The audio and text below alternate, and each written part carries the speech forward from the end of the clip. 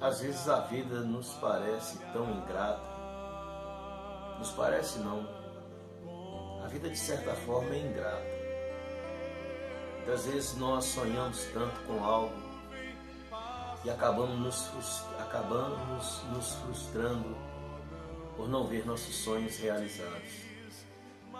Outrora nós alcançamos os nossos objetivos e eles com o tempo perdem a sua razão de ser. Enfim, eu vejo a vida algo tão frágil, tão efêmero, tão perecível, com perdão da redundância. E muitas vezes nós somos tão voláteis, tão volúveis. É por isso que eu sempre me apego nas Sagradas Escrituras. Esta rudimentar palavra, tão contestadas por uns, mas por aquele que realmente quer entender de forma simples o que aqui está testificado, com certeza este consegue manter uma vida mais coesa, uma vida mais coerente, uma vida mais consciente, diferente do seu nível, seu grau de instrução, das suas condições sociais, enfim. Aquele que busca a Deus e vive segundo os critérios que está neste livro, e que busca uma comunhão intrínseca e verdadeira através do Espírito Santo, esse consegue sobrepujar todas as intempéries que a vida nos propicia. Esse consegue com certeza caminhar firme, perseverar, prevalecer. E quantas vezes nós não perdemos as perspectivas? Quantas vezes nós nos vimos frustrados com as nossas decepções? Eu estava meditando num texto aqui de uma viúva, a viúva de Naim. É um texto que está no capítulo 7, escrito por Lucas, em que o mestre se depara com uma mulher que com certeza, tal como já sucedeu comigo ou com você, teve momentos de tanta angústia, de tanta decepção, de frustração e sem perspectiva. E um texto que me chama a atenção está no versículo 13 do capítulo 7, que testifica-se o seguinte: e chegando-se, tomou a esquife, ou melhor dizendo, e vendo-a, o Senhor moveu-se de íntima compaixão por ela e disse: não chores. O incrível é que no versículo antes, dois versículos antes, há o grande paradoxo, o grande contraste da vida que é sem perspectiva, da vida que é tão efêmera, e uma vida daquele que é o autor da vida. Porque quando nós lemos no versículo 11, testifica-se o seguinte: e acontecendo pouco depois de ir à cidade chamada Naum, e com ele iam muitos dos seus discípulos e uma grande multidão. E quando chegou perto da porta da cidade, eis que levavam um defunto, filho de sua mãe, que era uma viúva, e com ela ia uma grande multidão da cidade. Por que eu disse paradoxo? É porque fica tão emblemático essa questão. De um lado, uma multidão, cujo qual estava o autor da vida. Do outro lado, uma outra multidão, cujo estava o autor da morte. Porque a morte, a própria palavra diz em João, no capítulo 10, versículo 10, que o diabo veio senão para matar, roubar e destruir. Isso sucedeu-se por causa dos pecados que o homem cometeu, o primeiro homem, Adão. E através deles, quantos de nós fomos, aliás, através dele, todos nós, estamos fadados a morrer por causa dos nossos pecados. Porque o salário do pecado é a morte. E eu me deparo com a situação, é como se quando chega a luz, as trevas se esvaem, ou quando se chega à vida, a morte pela mesma forma se esvai. E nesse paradoxo eu entendo a grande diferença daqueles que buscam a Deus com sinceridade, não com questionamentos, não com o seu eu, com o seu ego, mas com um coração sincero, desejoso de encontrar uma perspectiva maior, que transcende as nossas limitações, que vai além. É algo profundamente espiritual, algo que vai muito além da normalidade dos fatos das coisas. Mas voltando-me à questão desta viúva, eu gostaria até mesmo de fazer uma conjectura. É apenas uma analogia, algo que eu estou fazendo aqui, uma reflexão, digamos assim, para ser mais dentro do que eu quero dizer. Eu imagino que essa mulher, ao perder o seu marido, tinha no fruto desse relacionamento com seu esposo todas as suas perspectivas, as suas esperanças. E com certeza jamais imaginaria qual o pai que pensa em enterrar primeiro o seu filho. Porque a lógica sempre foi e sempre será de o filho enterrar os seus pais e não os pais enterrarem os filhos. Mas ali estava uma mulher já viúva, sem o seu marido, e agora acabando de enterrar o resto de suas esperanças. É onde eu enfatizei nesse versículo 12, nesse versículo 13, em que Jesus disse: não chores, quando a vida se compadeceu da morte. E assim Jesus Cristo é com minha e com a sua vida. Porque nós somos frágeis, eu volto a repetir e vou sempre bater nessa tecla. Eu costumo dizer que nascemos pela manhã, envelhecemos à tarde e morremos quando chega a noite. Existe um Salmo 103 que fala claramente isso, que o homem é como a erva e sua flor. Soprando-se nela o hálito de Deus, seca-se a erva, murcha-se as flores. Por isso é que nós devemos buscar algo de mais profundo. Não para questionar. Outro dia eu estava vendo um vídeo até interessante, um homem que conhecia bastante, e ele dava entendimento que era um grande exegeta, além de historiador, enfim. Pelo que eu entendi, ele ditava cátedras, e aquilo que é de bom eu sempre estou colhendo. Eu sempre quero agregar para a minha vida aquilo que possa trazer a edificação. Só que em determinado momento ele disse que Jó era apenas uma ficção, um conto, digamos assim, para simplificar. E também disse que Esther, o livro de Esther, não passava de uma ficção, que não havia nos relatos algo semelhante a isso, que aquilo foi uma história para que pudesse introduzir na cultura judaica uma festa chamada, se não me falhe a memória, a festa de Turim, não vem ao caso. O que vem ao caso é que ele quis dizer que o livro de Esther, de Jó, enfim. Pelo que me deu a entender, ele era daqueles teólogos liberal, cujo para ele muitos dos textos que estão aqui não passam de uma teoria, de uma lenda, de uma história, que não há verdade, que a Bíblia não é a palavra de Deus, mas que a Bíblia contém palavras que falam a respeito de Deus. Eu não me converti a Esther, eu não entreguei minha vida para Esther, e nem tampouco entreguei minha vida para Jó. Eu entreguei minha vida para uma pessoa chamada Jesus Cristo. E no meu entendimento fica claro, intrínseco em mim, pela comunhão da realidade deste Deus chamado Jesus. Tal qual, como disse Paulo, que mesmo sendo Deus, ele não se usurpou de ser Deus. E se esvaziou e desceu essa terra na metáfora, eu chamo isso de metáfora de um ser humano. Como pode tanto amor caber em um só ser, em um corpo tão frágil como o nosso? Mas a questão agora não é essa. A questão é entender que quando nós balizamos as nossas esperanças, a nossa fé nesse Deus Todo-Poderoso, nós vamos além das nossas próprias perspectivas, nós vamos além de nossas próprias frustrações. Na verdade, Deus tem que ser o fundamento de nossa vida, a base estrutural, não de forma ambígua, como a religião promulga, não de forma deturpada, como também a própria religião promulga.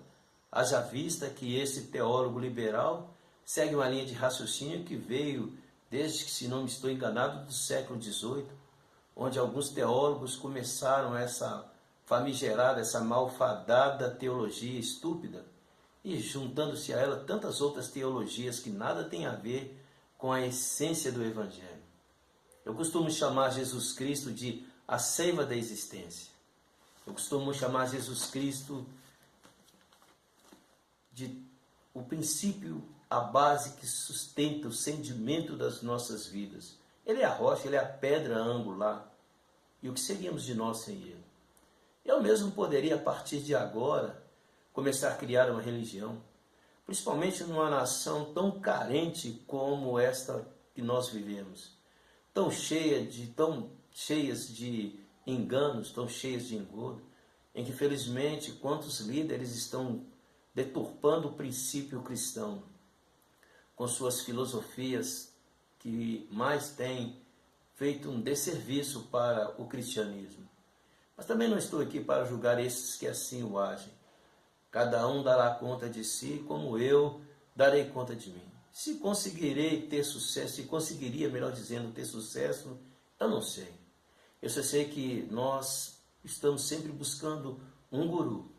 Muitas vezes, principalmente no meio dos cristãos que são evangélicos, eles não buscam, criticam, questionam a idolatria que muitos religiosos fazem ao adorar, a seguirem romaria atrás dos seus ídolos, mas adoram cantores, adoram líderes e têm esses líderes como a verdade máxima absoluta, quando esses próprios líderes estão num relativismo tão deturpado, onde eles criaram verdades paralelas e fugiram do paradigma que testifica aqui. Mas a questão aqui é sobre a viúva que estava frustrada, decepcionada por causa dos seus sonhos que se esvaíram. E ela deparou com a vida.